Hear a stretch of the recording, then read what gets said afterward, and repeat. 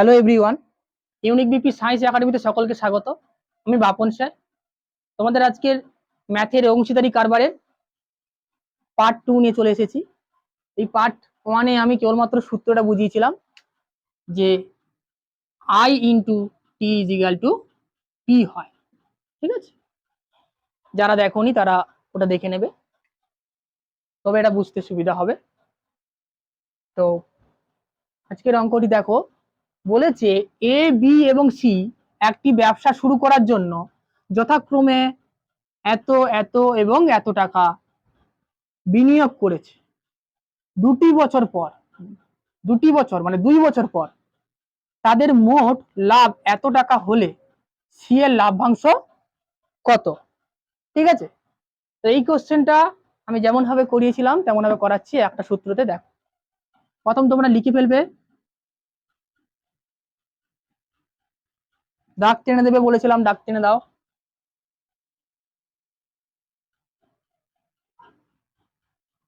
আর দাগ টেনে দাও, বাস। এরপরে দেখো, যেহেতু সময় একই, তাহলে সবার সাথে আমি প্রথম কি বের করতে হবে? ইনভেস্টমেন্ট ইনটু টাইমের প্রোডাক্ট বের করতে হবে। ঠিক আছে, বলেছিলাম আমি, কারণ ইনভেস্টমেন্ট ইন টাইমের প্রোডাক্ট যেটাই হবে ওটাই হবে কি? প্রফিটের প্রোডাক্ট, মানে প্রফিটের প্রোডাক্ট বলছি, প্রফিট হবে, ওটাই হবে প্রফিট। তাহলে ইনভেস্টমেন্ট ও টাইমের প্রোডাক্ট বের করে যদি আমরা সিম্পলেস্ট করে কাটাকুটি করে একটা রেশিও বের করি, সেই রেশিওটা কার রেশিও হবে? প্রফিটের রেশিও। আর প্রফিটের রেশিও বের করে ফেললে প্রফিটের রেশিও থেকে সি কত টাকা পাই পেয়ে যাবো। চলো, বুঝতে পেরেছো? কতটা দেখা যাক। তাহলে এর সাথেও 2 বছর পর, মানে সবাই 2 বছর করে দিয়েছে, এরও 2 বছর, এরও 2 বছর, এরও 2 বছর। তোমরা বলতে পারো স্যার আগের দিন তো বললেন মাসে রাখতে সুবিধা হবে, তো এটা মাসেও রাখতে পারো, 24 করতে পারো। কিন্তু যেহেতু সময় একই, একদমও না লিখতে পারো সময়টাকে, কারণ সময়টা 3 জায়গায় লিখবো, 3 জায়গায় কেটে যাবে। কিন্তু এই হ্যাবিটটা তৈরি হওয়ার জন্য আমি সময় রাখতে বলছি, কারণ পরবর্তীকালের প্রত্যেকের সময় কিন্তু একই থাকবে না। তার জন্য সময়টাকে আমি লিখছি এখন করে। তোমরা নাও লিখতে পারো, স্মার্ট হয়ে গেলে অলরেডি পরীক্ষা হলে যখন টাইমটা সবার একই থাকবে, বুঝে যাবে, তখন টাইমটা লিখবেই না।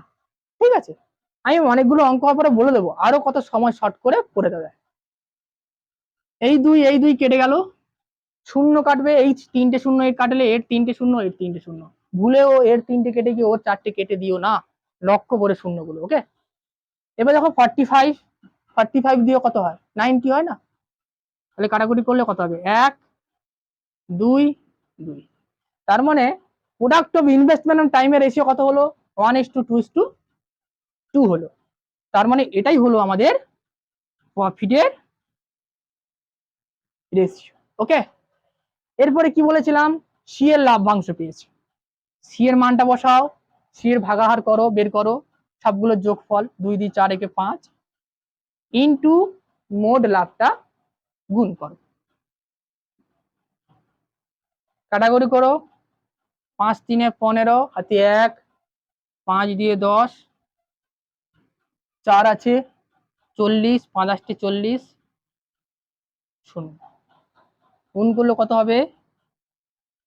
2 0 0,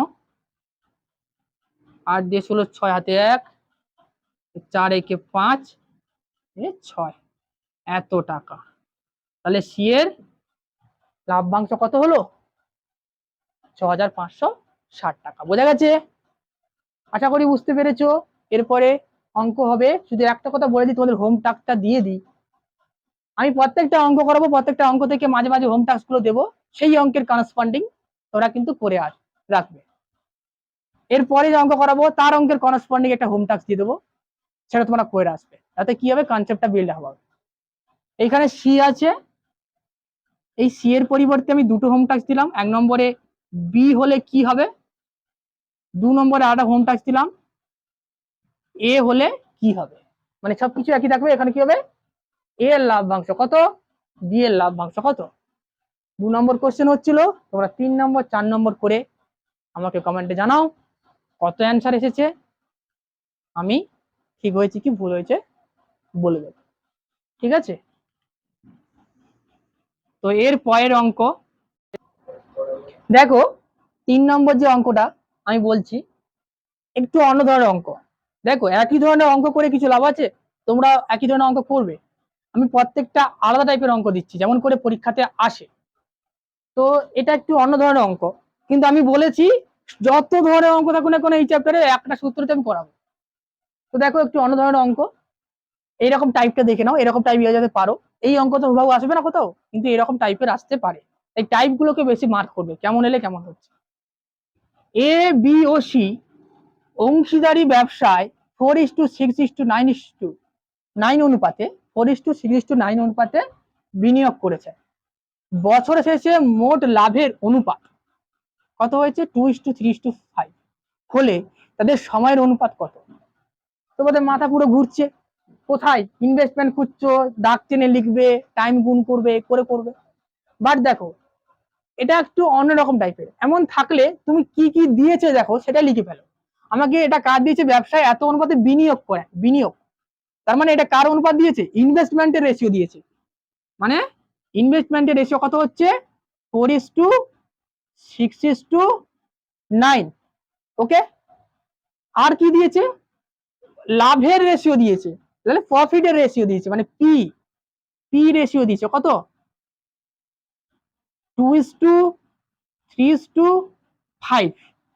কি চেয়েছে? টাইমের রেশিও চেয়েছে, টাইমের রেশিও চেয়েছে, এইটুকু তো বলতে পারি।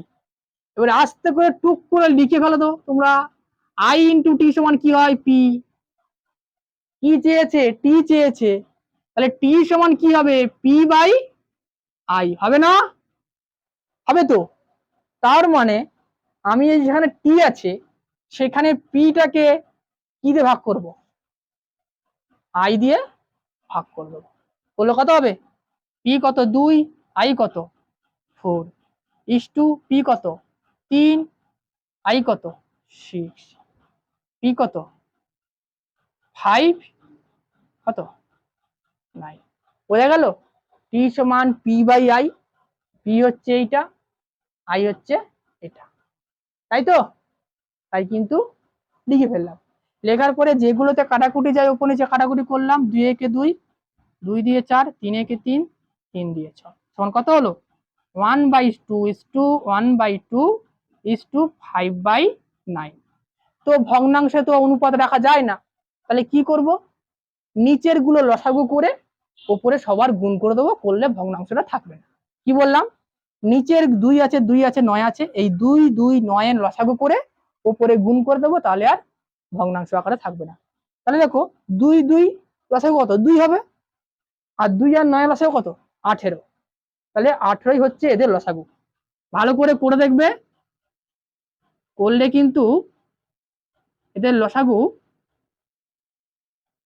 18 পাবে তোমরা। 18 পাচ্ছ না? 18, তার মানে উপরে 18 দিয়ে গুণ করে দাও, করে দিলে ভগ্নাংশ থাকবে না। এর উপরে 18 গুণ করলে কত হবে? 1/18/2 ইস টু 1/18/2 ইস টু 5/18/9। 2 দিয়ে কাটলে কত হবে? 9 ইস টু 9 ইস টু 9 দিয়ে 18 হচ্ছিল 10। এটাই হচ্ছে সময়ের অনুপাত, এটাই হচ্ছে অ্যান্সার। কনসেপ্টটা এখানে দেখো, এইখান থেকে যেটা বেরিয়েছে। ক্যালকুলেশনটা আমারও ভুল হতে পারে, আশা করি এতক্ষণ পর্যন্ত ভুল হয়নি, হতে পারে, সেটা বড় কথা নয়। তোমাদেরও কোনো সময় ভুল হতে পারে অন্যমনস্ক হওয়ার জন্য, কিন্তু কনসেপ্টটা ক্লিয়ার রাখবে। ক্যালকুলেশন ভুল না করার চেষ্টা করবে, প্র্যাকটিস করতে করতে কনসেপ্টটা ক্লিয়ার রাখবে। ঠিক আছে? দেখো এ ও বি একটি অংশীদারি ব্যবসায় যথাক্রমে 4,000 ও 6,000 টাকা লাগায়। 8 মাস পরে এ 10,000 টাকা, 10,000 টাকা, 1 2 3 1,000 টাকা, সরি 1,000 টাকা তুলে নেয়, আর বি আরো 1,000 টাকা লাগায়। মানে এ তুলে নিয়েছে 1,000 টাকা, বি 1,000 টাকা দিয়েছে। বছরের শেষে এ 1,210 টাকা লাভ্যাংশ পেলে বি এর লাভ্যাংশ কত? একদম প্যাঁচ মেরেছে। ঠিক আছে, পরীক্ষা হলে কিন্তু এরকম প্যাঁচ মেরে আসতে পারে, তাই আমি দিচ্ছি। এবং যেই সব কোশ্চেন গুলো দিচ্ছি কোনো না কোনো পরীক্ষায় এসছে, কোনো না কোনো চাকরি পরীক্ষায় এসছে, সেই সব কোশ্চেন গুলো কিন্তু দেওয়া হচ্ছে। যাই হোক, এটা কথা। তো দেখো প্যাঁচ কোথায় দিয়েছে?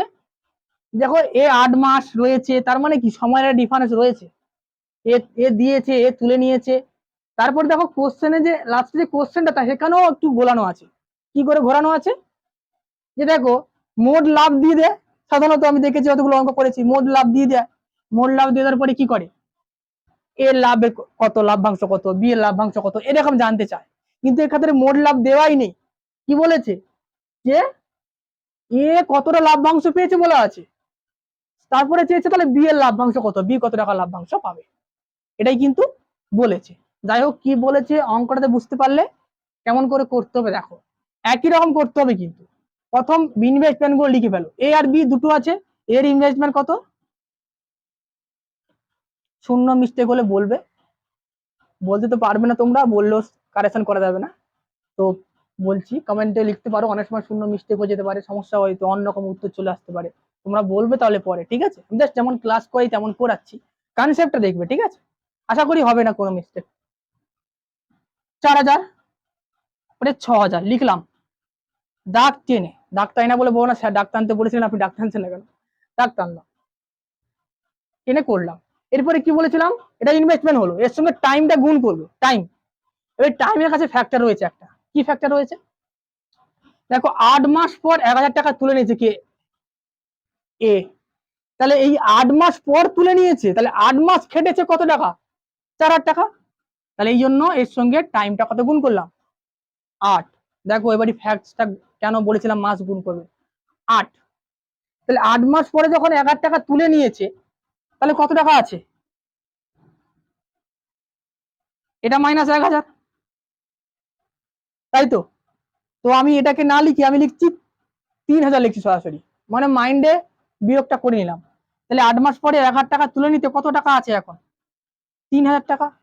তাহলে সেই 3000 টাকা কতটা খাটবে, বছরের শেষে বলেছে। তাহলে 8 মাস যদি 4000 টাকা কেটে যায়, বাকি কত মাস পড়ে আছে, 4 মাস পড়ে আছে। তাহলে বাকি টাকাটা ক মাস খাটবে, 4 মাস খাটবে, ইন্টু 4, এইটা ইন্টু 8, এটা ইন্টু 4, মাঝখানে যোগ চিহ্ন, বোঝা গেল। তাহলে এখানে কি হবে বলো, এর ওই 6000 টাকাটা 8 মাস পরে 8 মাস পর্যন্ত কেটেছে, প্লাস 6000-এর সঙ্গে 1000 টাকা এ দিয়েছে, মানে কত হয়েছে, 7000 হয়ে গেছে। সেই 7000 টাকাটা খাটবে কত জন্য, বাকি 4 মাস।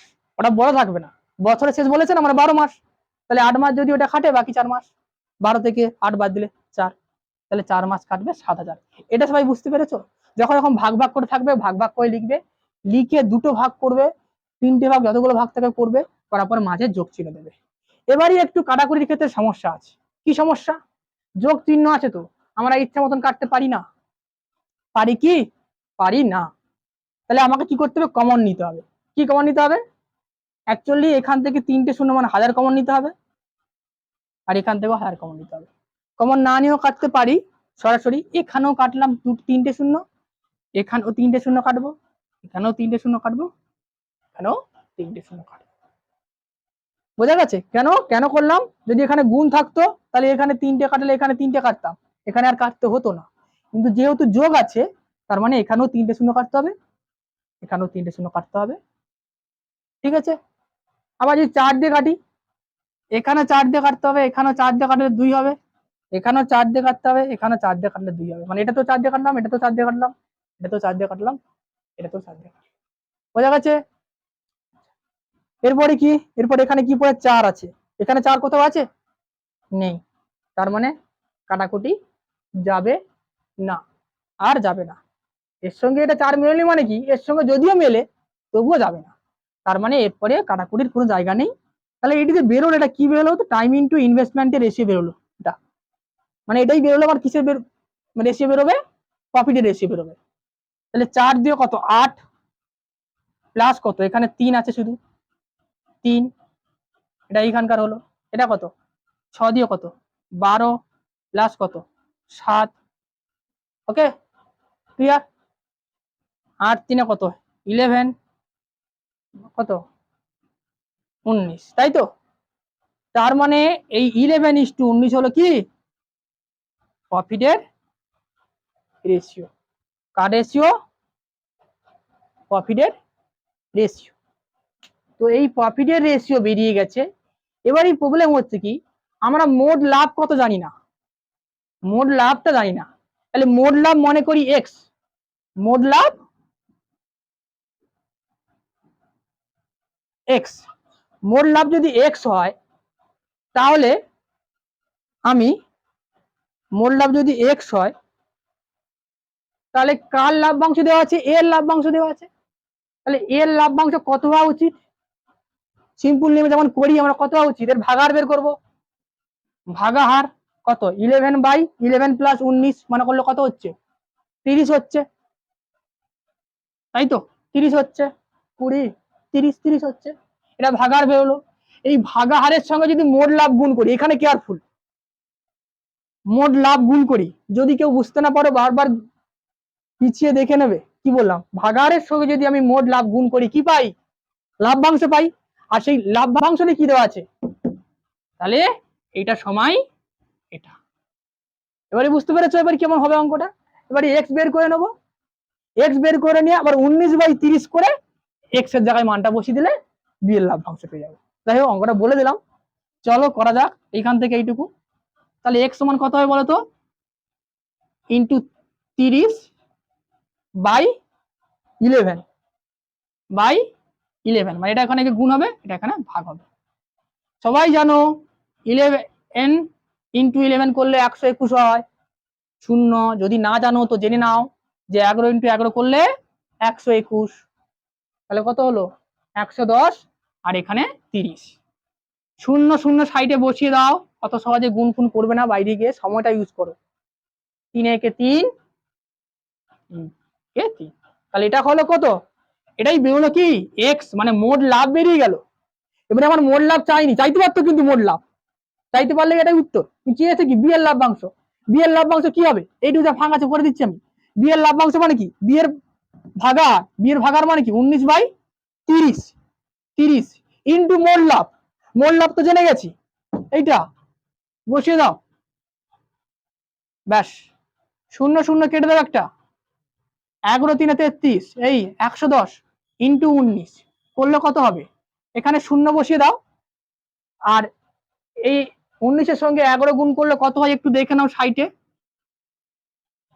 9 1 মানে যোগ করলে কত হবে 9, ওখানে জায়গা নেই বলে এখানে করছি, 9 আর 9 আর 1 10 শূন্য, হাতে 1, আর এখানে 1 2, মানে 2090 টাকা কে পাবে, বি পাবে।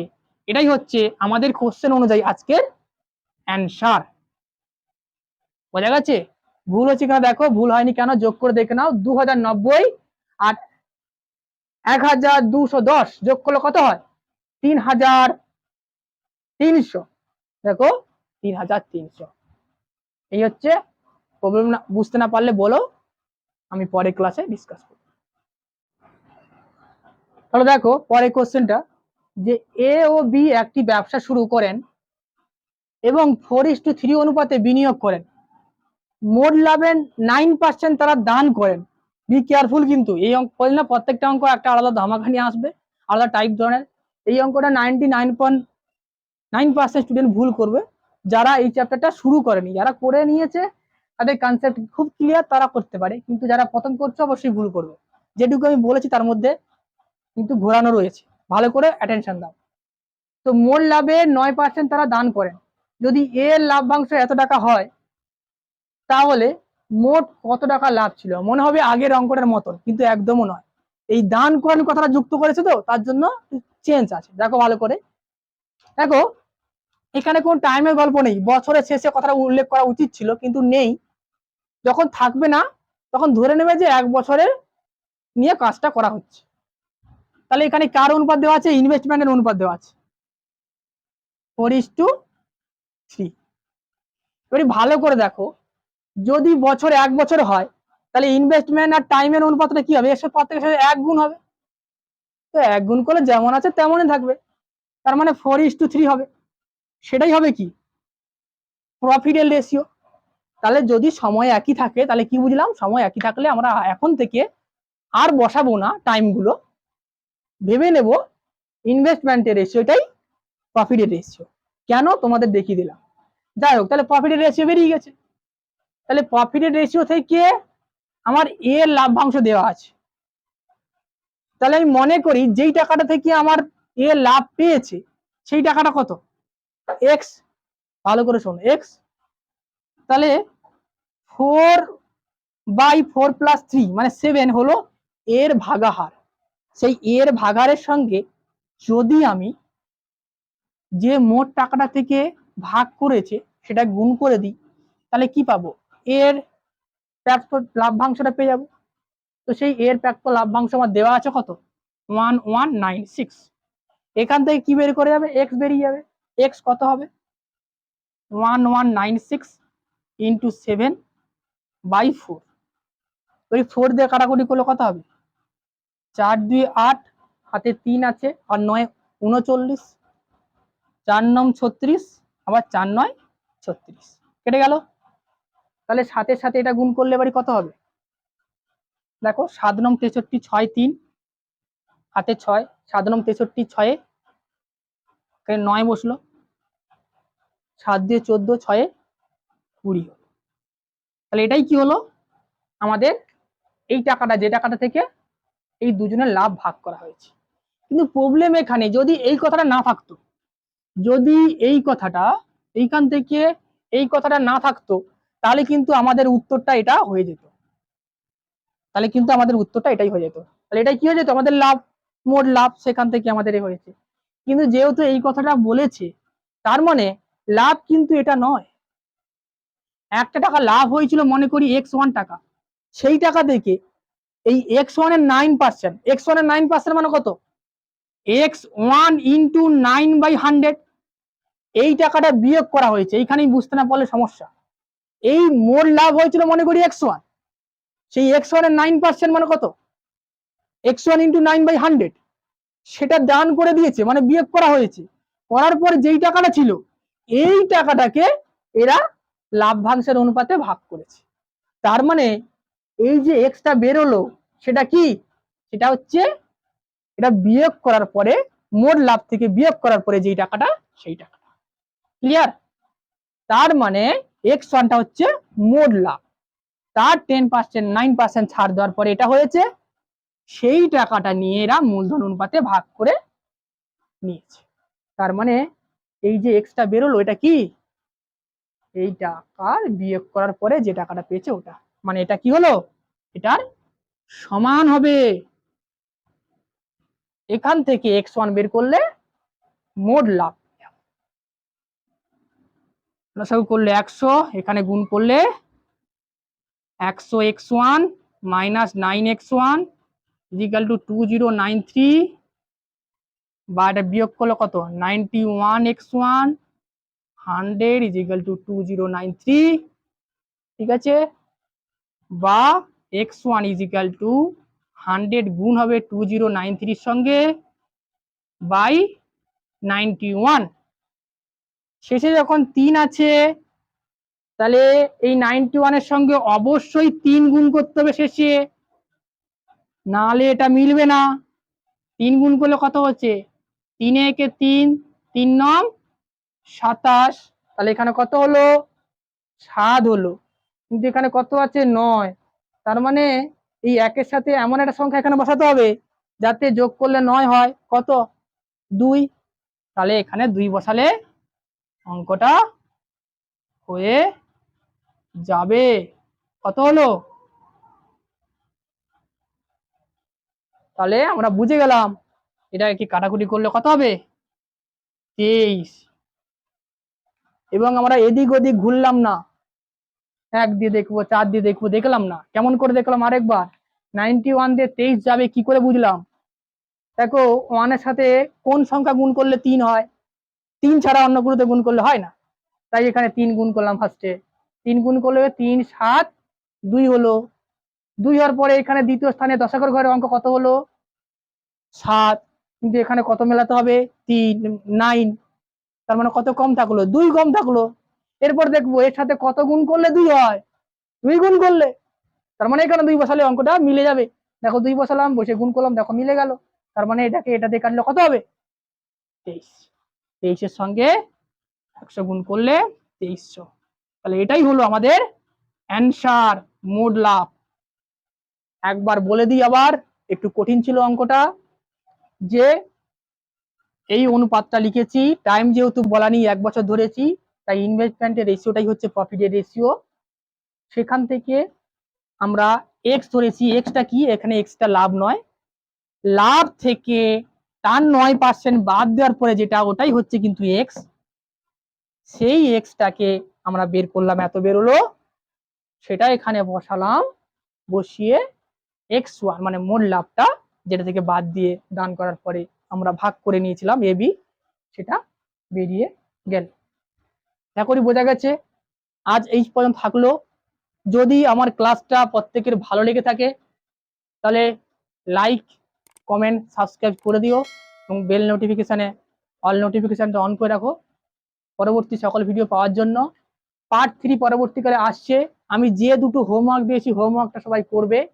পারলে এরকম টাইপের কিছু অঙ্ক করো, সেগুলো যদি না পারো আমি করিয়ে দেব, এবং পরবর্তীকালে আস্তে আস্তে ক্লাস ওয়াইজ সকল চ্যাপ্টারগুলো আমি কভার করব, এবং তার সঙ্গে সঙ্গে তোমাদের পিডিএফ কিছু নোট দেওয়ার জন্য চেষ্টা করছি। তোমাদের কমেন্টের, তোমাদের ইচ্ছার উপর নির্ভর করবে।